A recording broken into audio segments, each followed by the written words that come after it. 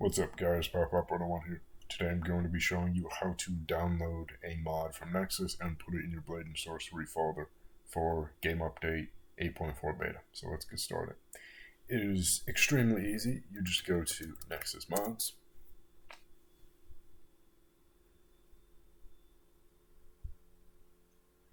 Go to Blade and Sorcery.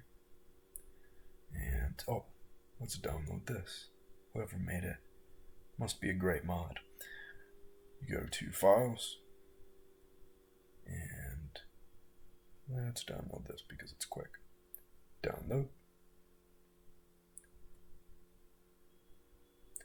Also, I don't know if you just saw, but if you're trying to download something, make sure to download the dependencies if you click on that, because these are mods that are needed for it to function properly.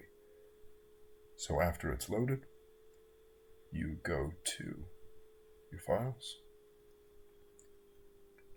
and for me, it is in Steam,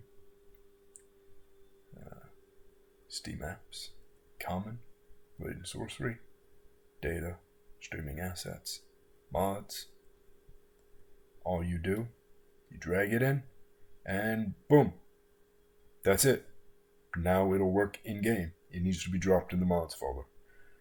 Just to reiterate, download, drop in the mods folder, not streaming assets anymore. That was all the previous game versions.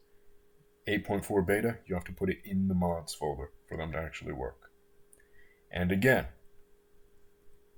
if there are additional files required for the mod to work, you need to download them or the mod will not work. If you guys like this video, please like, comment, and subscribe. This is the fourth and final video in my series on how to make and upload mods. So, have a good one.